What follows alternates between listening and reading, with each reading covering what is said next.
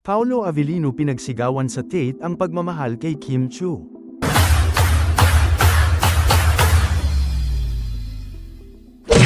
Kung sumakit ang panga ng mga Pinoy na nanonood ng pelikula ni Kim Chiu, Paolo Avellino dito sa Pilipinas, sa Amerika naman, sa meet and greet pa lang, masakit na ang mga panga nila, at paus na rin sila sa kakatili.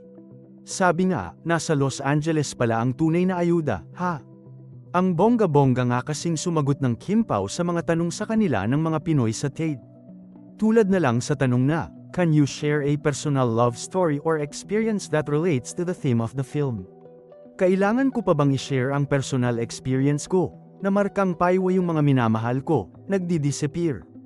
Hala, ha. Grabe naman markang paywa yung personal experience na markang paywa yan, nakaka-offend. Ha, sabi ni Kim. At maririnig mo nga ang malalakas na sigawan ng pangalan ni Paolo, ng mga Pinoy sa Tate. Pero ngayon naman, may nag-appear. Wow, ha. Chika ni Kim na lalong ikinatili ng mga tao sa paligid. Sabay-sabay nga ang sigawan ng Paolo, grabe naman markang paywa yun.